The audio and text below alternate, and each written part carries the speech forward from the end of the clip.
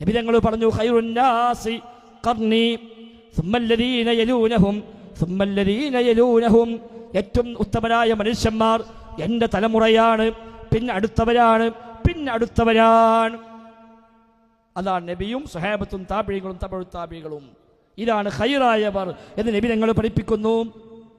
അതേപോലെ നേരത്തെ പറഞ്ഞ ഹദീസ് നബി തങ്ങൾ പറഞ്ഞു എനിക്ക് ശേഷം അഭിപ്രായ വ്യത്യാസങ്ങൾ കാണും.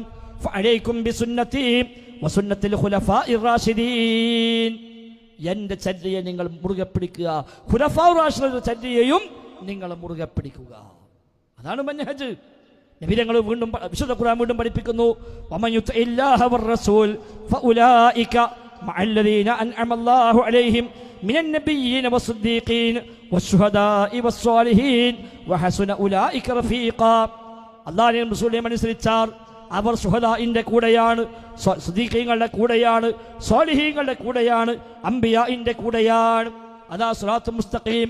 അതാ നമ്മൾ പ്രാർത്ഥിക്കുന്നത് ഇഹ്ദിനസ് സിറാത്തുൽ മുസ്തഖീം, റബ്ബേ സിറാത്തുൽ മുസ്തഖീമിലേക്ക് നീ ഞങ്ങളെ വഴി കാണിക്കണേ അല്ലാഹ്. ഏതാ സിറാത്തുൽ മുസ്തഖീം? അംബിയാഇന്റെ വഴി, സിദ്ദീഖീങ്ങളുടെ വഴി, ശുഹദാഇന്റെ വഴി, സ്വാലിഹീങ്ങളുടെ വഴി. സിദ്ദീഖീൻ ഒന്നാമന്മാരാരാ? സ്വഹാബിമാർ. സ്വാലിഹീങ്ങൾ ഒന്നാമന്മാരാരാ? സ്വഹാബിമാർ. ശുഹദാക്കൾ ഒന്നാമത്തവരാരാ? സ്വഹാബിമാർ. രണ്ടാമത്തെ താബിഈങ്ങൾ, മൂന്ന് താബിഉ താബിഈകൾ. അതൊക്കെ തള്ളിക്കളഞ്ഞിട്ട് എങ്ങനെ ഖുർആൻ സ്വീകരിക്കുക, എങ്ങനെ ഹദീസ് സ്വീകരിക്കുക? ഞങ്ങൾക്കൊന്നും വേണ്ട, ഞങ്ങളുടെ പ്രമാണം ഖുർആനും ഹദീസുമാണ്. എങ്ങനെ സഹോദരന്മാരെ ഖുർആൻ ഹദീസും സ്വീകരിക്കുക? അതുകൊണ്ടാണ് ഇബ്നു റജബുൽ ഹംബലി റഹിമഹുല്ലാഹ് അദ്ദേഹം ഒരു ഗ്രന്ഥം തന്നെ എഴുതി, ഫദ്ലു ഇൽമി സലഫ് അലാ ഇൽമിൽ ഖലഫ്. ഫദ്ലു ഇൽമി സലഫ് അലാ ഇൽമിൽ ഖലഫ്, പൂർവികന്മാരുടെ അറിവിന്റെ മഹത്വം പിൽക്കാലക്കാരുടെ അറിവിനേക്കാൾ. പിൽക്കാലത്ത് മാലിമീങ്ങളുണ്ട്, പൂർവ്വകാലത്ത് മാലിമീങ്ങളുണ്ട്. പക്ഷേ പിൽക്കാലക്കാരുടെ അറിവ് പോലെയല്ല ആദ്യകാലക്കാരുടെ അറിവ്. വ്യത്യാസമുണ്ട്.